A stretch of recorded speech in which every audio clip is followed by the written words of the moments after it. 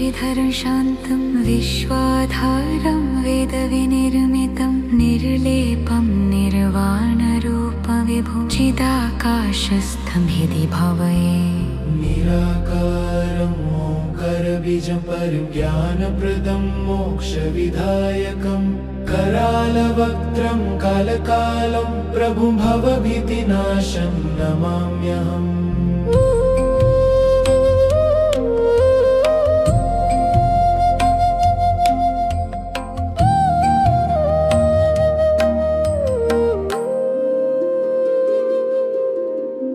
गङ्गाधरं गौरवर्णं विभुं त्रिनेत्रयुक्तं दिव्यरूपकं भुजङ्गहारं रुद्ररूपहरं भवेश्वरं तं प्रणमाम्यहम्। विभूतिभूषं व्याघ्रचर्माम्बरं नीलकण्ठं कृपालुं शिवं प्रसन्नवक्त्रं भक्तवत्सलं सर्वेश्वरं तनमामि सततम्।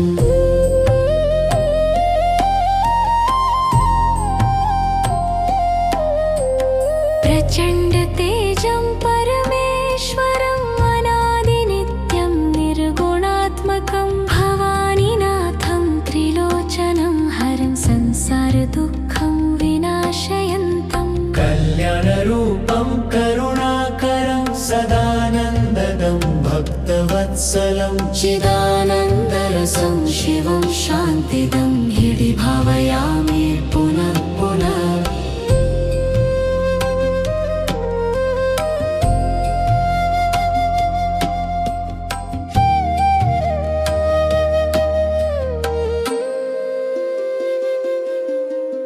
न यावत्पादं तव चिन्तयेन लभ्यते शान्ति कदाचन। प्रभो कृपां कुरु मे शम्भो त्वमेव शरण्यं ममेश्वर। न जानामि योगं जपं न विधिं न पूजनं वेदशास्त्रानुसारं त्वमेव माता च पिता प्रभो रक्षस्व मां शरणागतम्।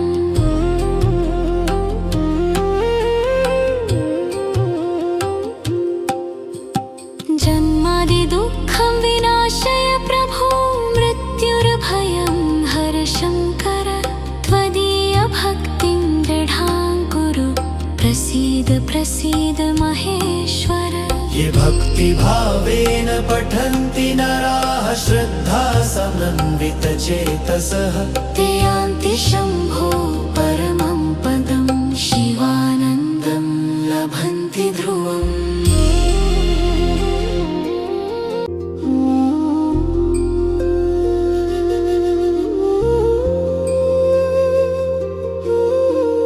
नमामि शम्भुं शशिधरं शान्तं विश्वाधारं वेदविनिर्मितं निर्लेपं निर्वाणरूपविभुं चिदाकाशस्थं हृदि भावये। निराकारं ओङ्कारबीजं परिज्ञानप्रदं मोक्षविधायकं करालवक्त्रं कालकालं प्रभुं भवभीतिनाशं नमाम्यहम्।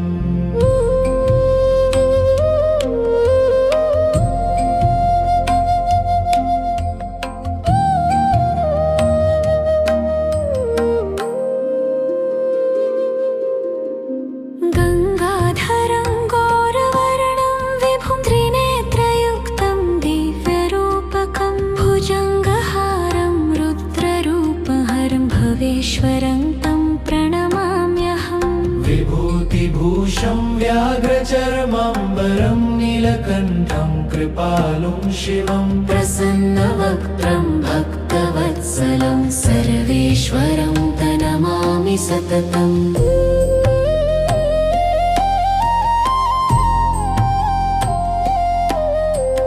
प्रचण्डतेजं परमेश्वरं अनादिनित्यं निर्गुणात्मकं भवानीनाथं त्रिलोचनं हरं संसारदुःखं विनाशयन्तं कल्याणरूपं करुणाकरं सदानन्ददं भक्तवत्सलं चिदानन्दरसं शिवं शान्तिदं हृदि भावयामि पुनः पुनः।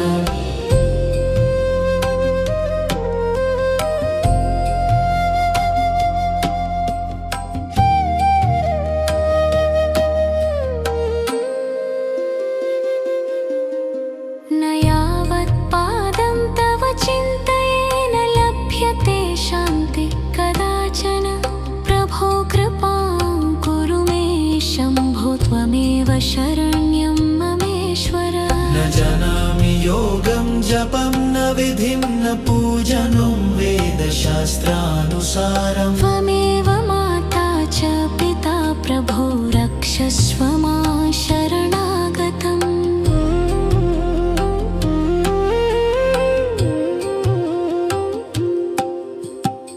जन्मादिदुःखं विनाशय प्रभो मृत्युर्भयं हर शङ्कर त्वदीयभक्तिं दृढां कुरु प्रसीद प्रसीद महेश्वर ये भक्तिभावेन पठन्ति नराः श्रद्धा समन्वितचेतसः ते यान्ति शम्भो परमं पदं शिवानन्दं लभन्ति ध्रुवम्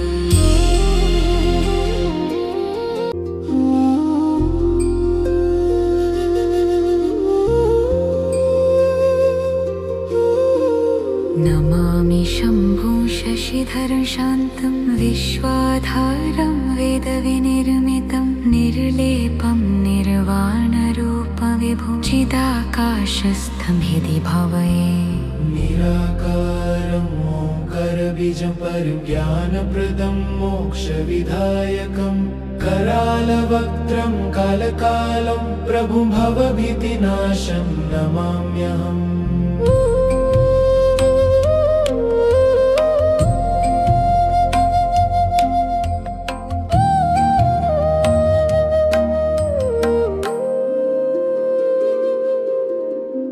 गङ्गाधरं गौरवर्णं विभुं त्रिनेत्रयुक्तं दिव्यरूपकं भुजङ्गहारं रुद्ररूपहरं भवेश्वरं तं प्रणमाम्यहम् विभूतिभूषं व्याघ्रचर्माम्बरं नीलकण्ठं कृपालुं शिवं प्रसन्नवक्त्रं भक्तवत्सलं सर्वेश्वरं तनमामि सततम्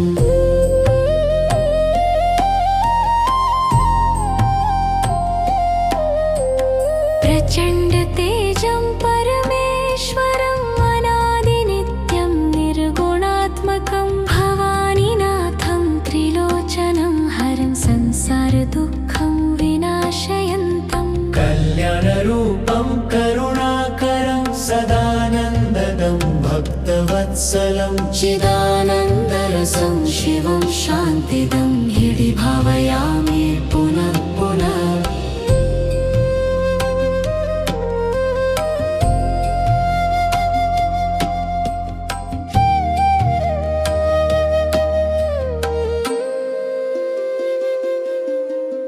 न यावत्पादं तव चिन्तयेन लभ्यते शान्ति कदाचन प्रभो कृपां कुरु मे शम्भो त्वमेव शरण्यं ममेश्वर न जानामि योगं जपं न विधिं न पूजनं वेदशास्त्रानुसारम् त्वमेव माता च पिता प्रभो रक्षस्व मां शरणागतम्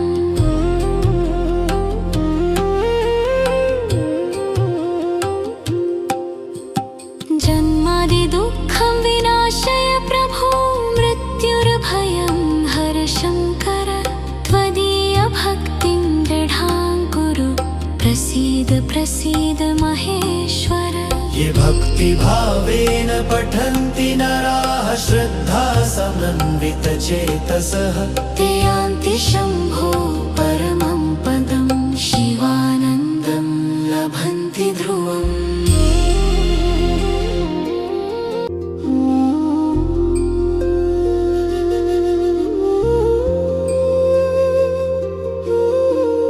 नमामि शम्भुं शशिधरं शान्तं विश्वाधारं वेदविनिर्मितं निर्लेपं निर्वाणरूपविभुं चिदाकाशस्थं हृदि भावये निराकारम् ओङ्कारबीजं परिज्ञानप्रदं मोक्षविधायकं करालवक्त्रं कालकालं प्रभुं भवभीतिनाशं नमाम्यहम्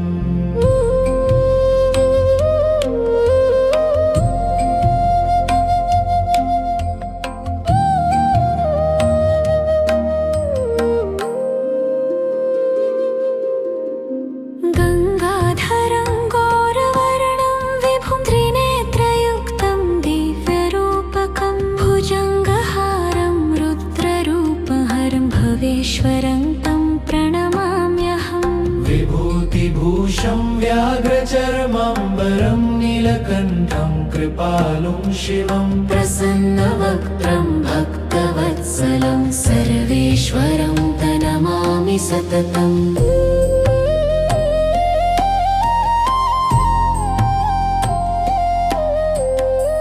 प्रचण्डतेजं परमेश्वरम् अनादिनित्यं निर्गुणात्मकं भवानीनाथं त्रिलोचनं हरं संसारदुःखं विनाशयन्तं कल्याणरूपं करुणाकरं सदानन्ददं भक्तवत्सलं चिदानन्दरसं शिवं शान्तिदं हृदि भावयामि पुनः पुनः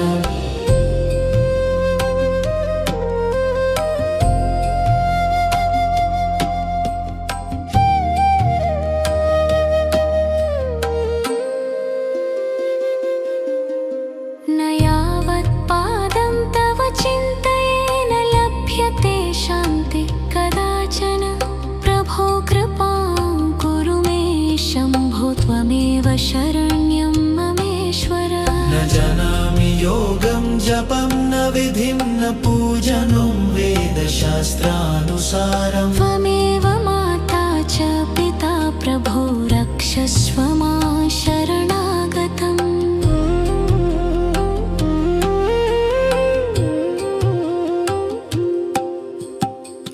जन्मादिदुःखं विनाशय प्रभो मृत्युर्भयं हर शङ्कर त्वदीयभक्तिं दृढां कुरु प्रसीद प्रसीद महेश्वर ये भक्तिभावेन पठन्ति नराः श्रद्धा समन्वितचेतसः ते यान्ति शम्भो परमं पदं शिवानन्दं लभन्ति ध्रुवम्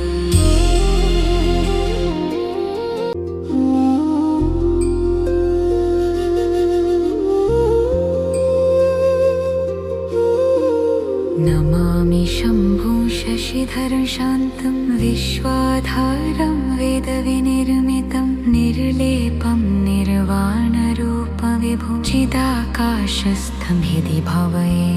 निराकारं ओङ्कारबीजं परिज्ञानप्रदं मोक्षविधायकं करालवक्त्रं कालकालं प्रभुं भवभीतिनाशं नमाम्यहम्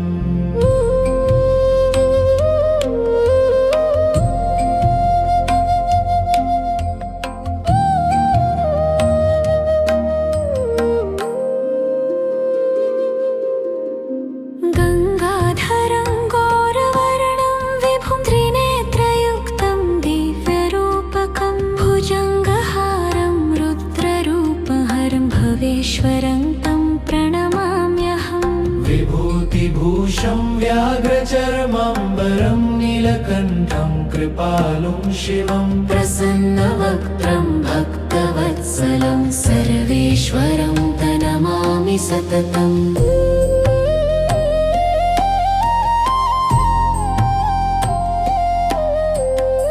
प्रचण्डतेजं परमेश्वरम् अनादिनित्यं निर्गुणात्मकं भवानीनाथं त्रिलोचनं हरं संसारदुःखं विनाशयन्तं कल्याणरूपं करुणाकरं सदानन्ददं भक्तवत्सलं चिदानन्दरसं शिवं शान्तिदं हृदि भावयामि पुनः पुनः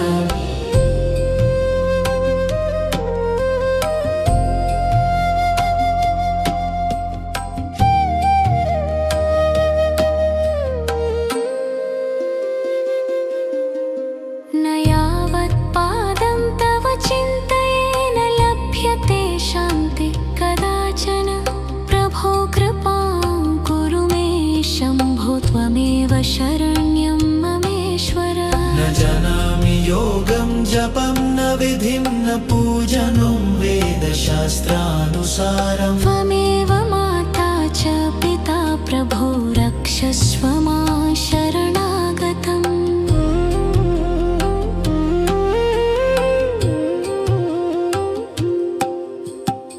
जन्मादिदुःखं विनाशय प्रभो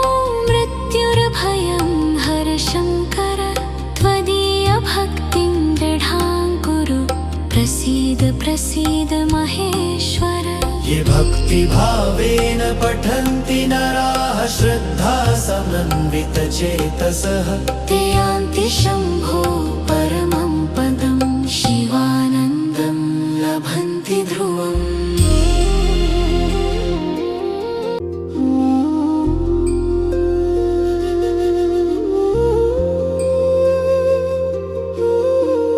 नमामि शम्भुं शशिधरं शान्तं विश्वाधारं वेदविनिर्मितं निर्लेपं निर्वाणरूपविभुं चिदाकाशस्थं हृदि भावये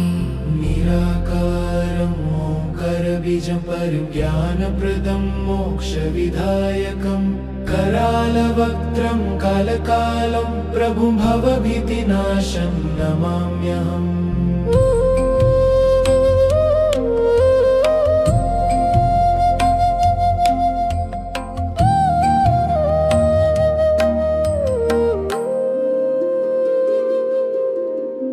गङ्गाधरं गौरवर्णं विभुं त्रिनेत्रयुक्तं दिव्यरूपकं भुजङ्गहारं रुद्ररूपहरं भवेश्वरं तं प्रणमाम्यहम् विभूतिभूषं व्याघ्रचर्माम्बरं नीलकण्ठं कृपालुं शिवं प्रसन्नवक्त्रं भक्तवत्सलं सर्वेश्वरं तनमामि सततम्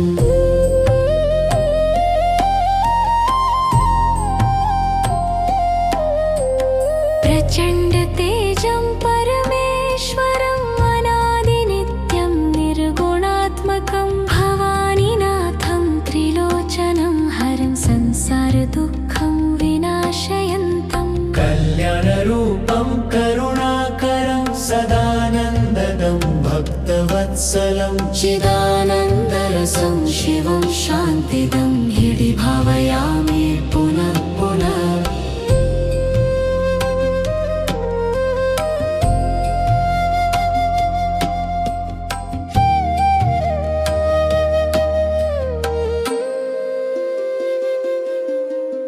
न यावत्पादं तव चिन्तयेन लभ्यते शान्ति कदाचन प्रभो कृपां कुरु मे शम्भो त्वमेव शरण्यं ममेश्वर न जानामि योगं जपं न विधिं न पूजनं वेदशास्त्रानुसारं त्वमेव माता च पिता प्रभो रक्षस्व मां शरणागतम्